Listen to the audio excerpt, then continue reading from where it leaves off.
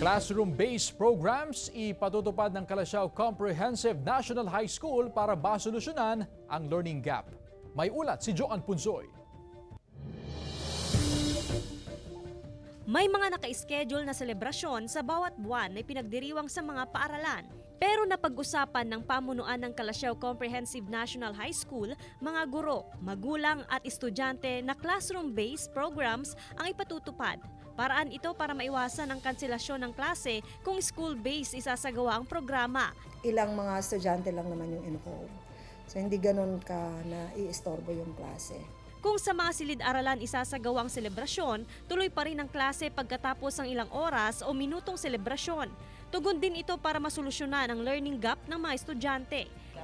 Yeah, meron pa ring learning gap dahil doon sa 2 years na distance learning na dinulot ng pandemic. So, unfortunately, ramdam pa rin namin yung effect up to now. Struggling pa rin sa reading at saka sa numeracy.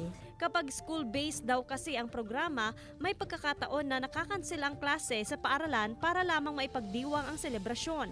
Nauunawaan naman daw ito ng mga learner. Mas efficient po siya in a way. Kasi po kung yung for example po na dati, tinatawag pa po lahat ng students para sa social hall mag-gather, meron pong tendency na yung, lalo na po yung mga students sa back, hindi na po sila nakikinig and hindi nila nakukuha yung essence na gustong iparating ng speaker. Joan Punsoy, One North Central Luzon.